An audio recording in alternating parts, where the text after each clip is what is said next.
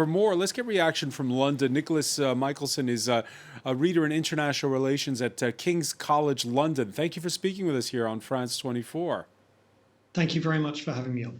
First of all, your reaction to the opening day of this trial of the so-called Barjol's cell, and again that argument by the defense that they weren't successful, they were amateurish.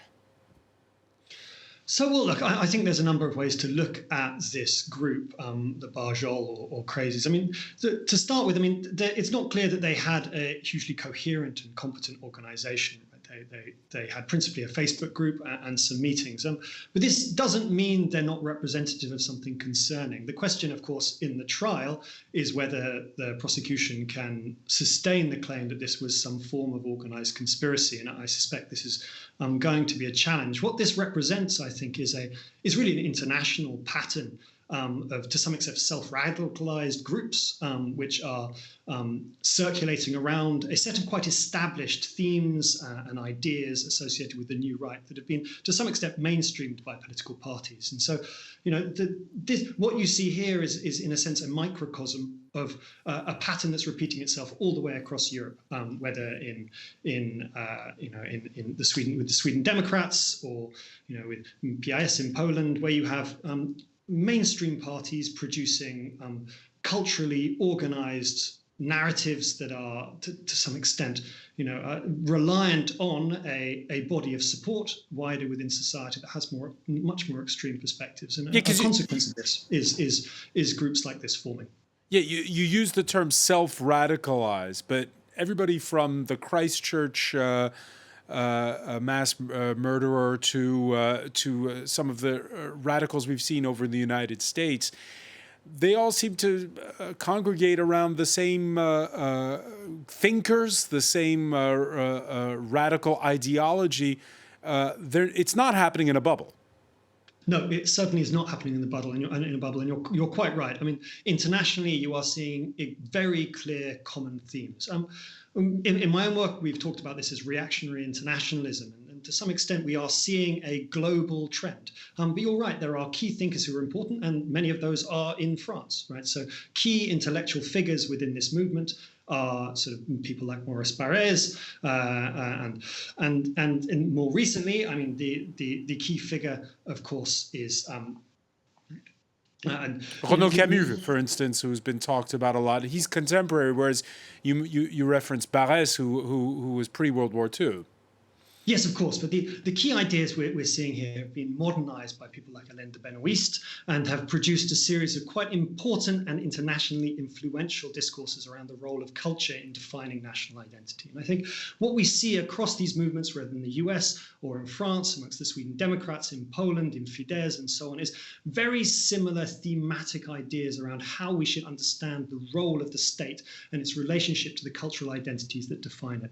And this is linked to a whole series of conspiratorial narratives, anxieties around the changing identity of Europe, which is why Islam figures so systematically, particularly in Europe, within these groups. But it also is linked to anxieties around international sort of bankers, older thematics around sort of George Soros and so forth, which is why Macron is seen as such a hate figure. So, of course, he represents a kind of perfect enemy in this context. Not only is he to some extent on the sort of economically liberal side, so is seen as associated with the kind of financial trials that are the Gilets jaunes and the Yellow Vests are complaining about, but he's also incredibly socially liberal. So this association between a cultural attack from social liberals and an economic attack from what's perceived to be this kind of globalist agenda of deregulation, of placing national economies open to international competition. It makes for a perfect, as it were,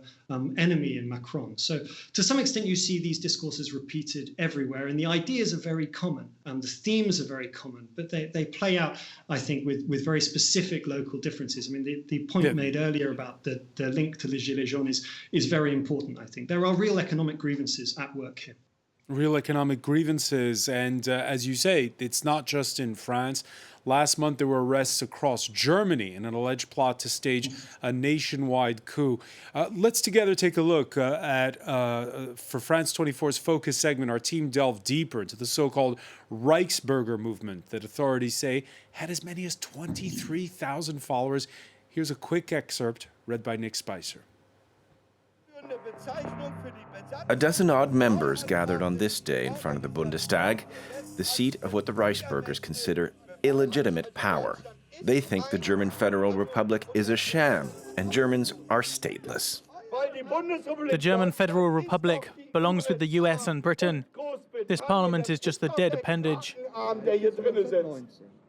Their leader, Rüdiger Hoffmann, has been monitored by the security services for years. He refuses to recognize the armistice signed in 1945 after World War II. His tiny group believes Germany remains a country under Allied occupation.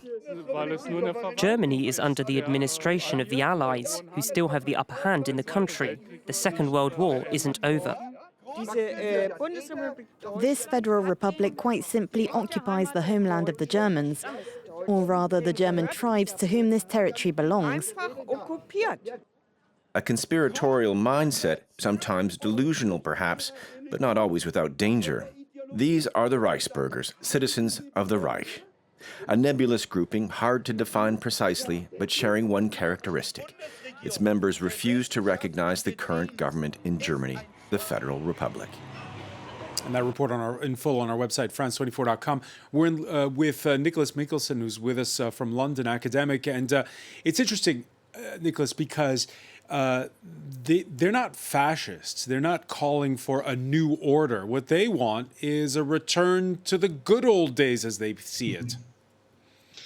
Yeah, nostalgia plays a very important role in all of the new right movements. And it's a particular way of thinking about the past and attempting to bring it into the future. You're quite right to say these are not, in a very straightforward way, the same as the fascist movements of the 20s and 30s, for example. These are movements that are of their time. They are of today. The idea of a kind of the government playing a fifth column role, a representative of global forces rather than of the people themselves, is a very common theme. But I think the key element of all these movements is a sense that somehow the pure essence of the nation, which is rooted and linked to culture, often in these discourses, rather than race, right? So there's a key turn away, I think, from the discourse of fascism to speak of culture. Say that to really restore the nation to greatness or to restore the people to freedom, we need a return to the cultural origins of the community, the idea that culture is the basis for the legitimacy of government. This is a key theme, and it links together all these movements. And you see in Germany exactly this argument being put forward by these people, that the return is not to necessarily a past political formation, it's to a past understood as a truer representation of the culture of the Germans. And I think you see a similar discourse in France in the movements like the Barjol we spoke to moments ago. These are essentially nostalgic. But they're nostalgic for a past that never was, to some extent. A past nostalgic in an idea of culture. Nostalgic for a past that never was. The question now is how dangerous they are. Is it in 2023? Is the danger more from the far right than it is from radical Islam?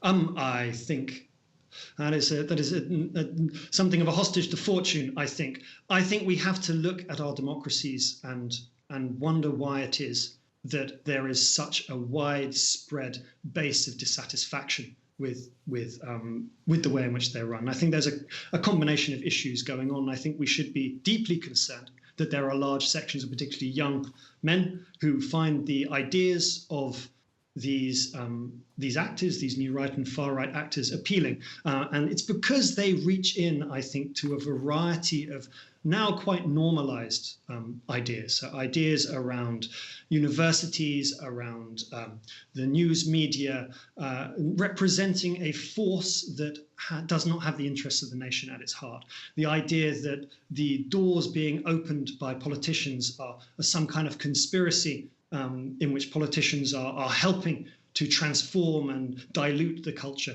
of the nation. The idea that there are shadowy forces internationally who have an interest in in a particular vision of economic organization. These ideas have been distributed online, and they're also being distributed amongst popular culture. And I think they have real substantive force. They are, to some extent, being pandered to and agreed with by a number of mainstream political groupings. And I think that is a serious reason for concern.